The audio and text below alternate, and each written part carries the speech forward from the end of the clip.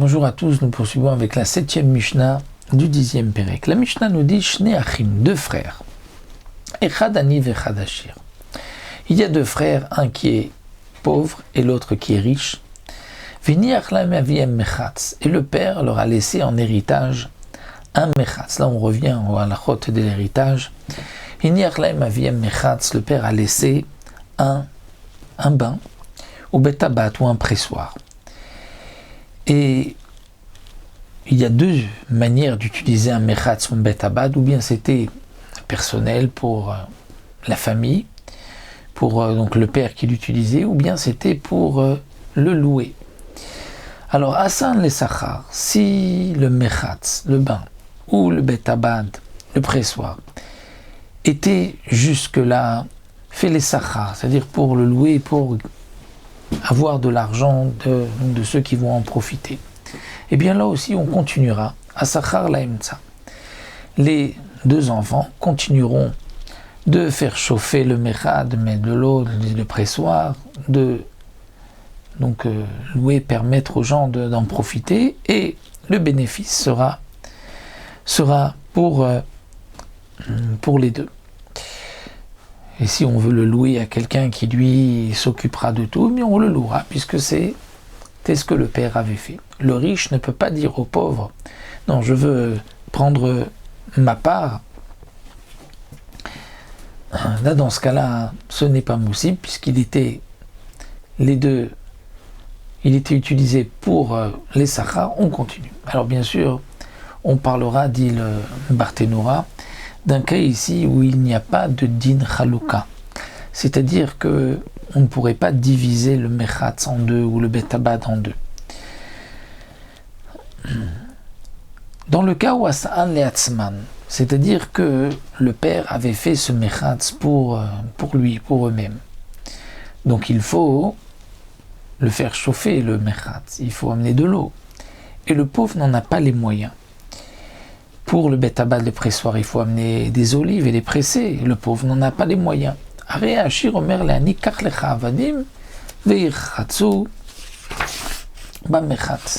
Le riche peut dire à son frère, à toi de prendre des esclaves qui vont réchauffer le mechatz et tu pourras en profiter. Tu pourras faire profiter ta famille. Ou bien, achète-toi, débrouille-toi que tu aies des olives et tu peux ensuite les faire dans le betabad, dans le pressoir. C'est-à-dire qu'on n'obligera pas le riche à louer les services de ce mechatz ou du betabad, étant donné que lui en a les moyens. C'est vrai que son frère n'a pas les moyens, mais c'est lui qui a perdu. C'est vrai que le Barthénora pose la question généralement, lorsqu'un terrain, il n'y a pas d'in chalouka, on ne peut pas le partager, il y a le principe de godo agoud. Godo agoud, c'est-à-dire l'un dit à l'autre, ou bien tu rachètes ma part, ou moi je rachète ta part. Ici, dans ce cas-là, étant donné que le pauvre ne peut pas dire je rachète, puisque lui n'a pas d'argent, donc on ne peut pas obliger non plus le riche à racheter la part du pauvre. La Mishnah continue avec un autre thème. Shnaim shayu beiracha, deux personnes qui sont dans la même ville et qui ont le même nom. Shem echad Yosef ben Shimon, Shem acher Yosef ben Shimon. L'un s'appelle Yosef ben Shimon, l'autre s'appelle aussi Yosef, fils de Shimon. Eh bien, en yecholim losim shtachov ze al ze. L'un ne pourra pas sortir un shtachov à l'autre en lui disant c'est marqué que Yosef ben Shimon me doit de l'argent à moi Yosef ben Shimon. Parce qu'il pourra lui dire non, peut-être que c'était toi qui me devais de l'argent, une fois que tu m'as remboursé, je t'ai rendu le shtar, donc maintenant tu me réclames comme si c'était moi qui te devais de l'argent. Ou bien, un autre ne peut pas dire tiens, Yosef ben Shimon, tu me dois de l'argent. Et puis il peut lui dire ce n'est pas moi qui te dois, c'est l'autre Yosef ben Shimon qui te doit de l'argent. Nimtza alechad ben shtarotav. Si un a parmi ces shtarot marqué shtaro chez Yosef ben Shimon paroua, le shtar de Yosef ben Shimon est payé, remboursé, alors que il a deux shtarot des deux, et bien shtarot shneim, le shtar des deux est remboursé, il ne pourra pas réclamer d'argent étant donné qu'il ne sait pas lequel des deux a déjà remboursé. Alors ketzadias, ou comment faire? Ishal leshu, on marquera le nom des grands-parents. Donc Yosef ben Shimon ben David, et l'autre Yosef ben Shimon ben Shlomo.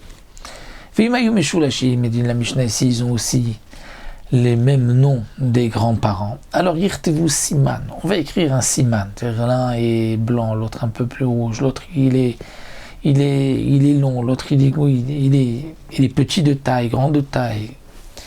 V'imayou Mesumanim, et s'ils ont les mêmes Simanim, ils sont les deux grands de taille, les deux petits de taille, les deux de même couleur de peau, alors Yirtevu Kohen. On marquera Kohen, si l'un est Kohen et l'autre Israël ou Lévi. Un autre cas, continue la Mishnah, Omer libno shtar ben shtarotai paru avnu de aezeu.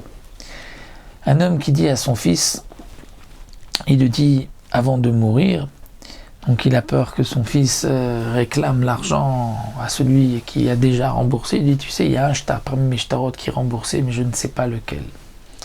Eh bien, shtarot kulam purim, après le décès du père, on considère que tous les shtarot sont purim, sont remboursés, le fils ne peut pas réclamer un shtar, puisque c'est peut-être celui dont le père a dit que c'est remboursé. Nimsa lechad sham shnaim, s'il y a une même personne qui devait au père qui avait deux shtarot, donc deux sommes, et le père a dit un shtar est remboursé. Donc là où il y a deux shtarot, il y en a certainement un qui n'est pas remboursé. Alors agadol parwa, aktan parwa, on va dire la plus grosse somme c'est celle qui est remboursée, et la petite elle n'est pas remboursée, puisque même si c'était le contraire, dans la grosse somme, il y avait la petite somme. Donc il ne pourrait réclamer que la petite somme de cet homme-là.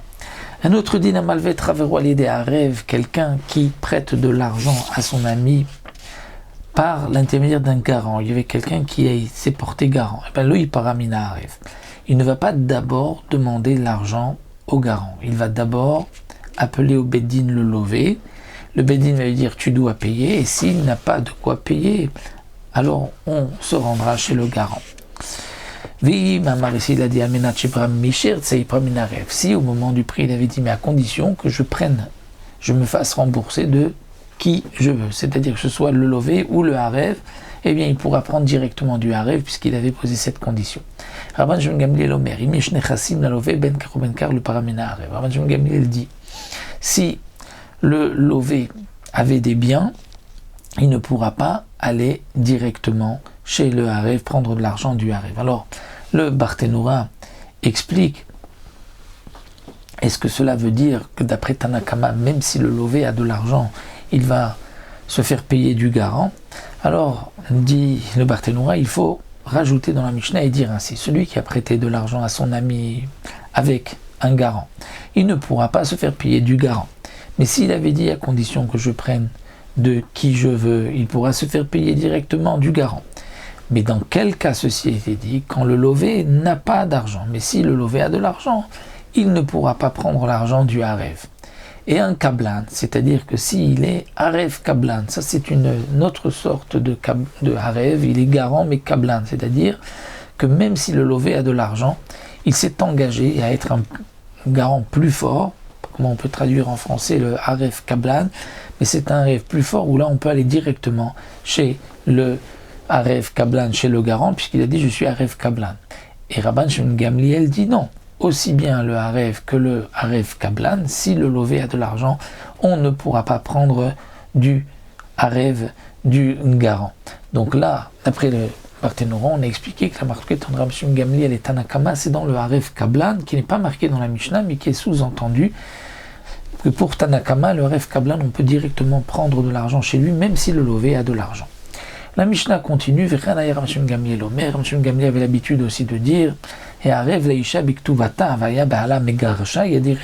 si quelqu'un s'est porté garant de la femme pour sa ktuba, et le mari la divorce, seulement le mari n'a pas d'argent, donc la femme va devoir se rendre chez le garant, il s'est porté garant, eh bien le garant payera le montant de la ktuba, mais attention, il va d'abord, il y a dit Rena Anaa, il va d'abord faire au mari un neder qui est Alda Trabim, qui ne pourra pas revenir en arrière, qui ne pourra pas annuler, comme quoi il ne reprendra pas sa femme, parce que sinon on craint que le mari a simplement voulu divorcer sa femme pour qu'elle puisse prendre l'argent du garant et qu'ensuite il la reprend et ils vont profiter de l'argent du garant. Shema Yasuk Nuni al Nechassim Shelzev Yarzer et Tishto, comme dit la Mishnah, de peur qu'ils vont faire un coup monté sur les biens du garant et qu'il va reprendre sa femme. Donc de cette manière, lorsqu'il y a eu un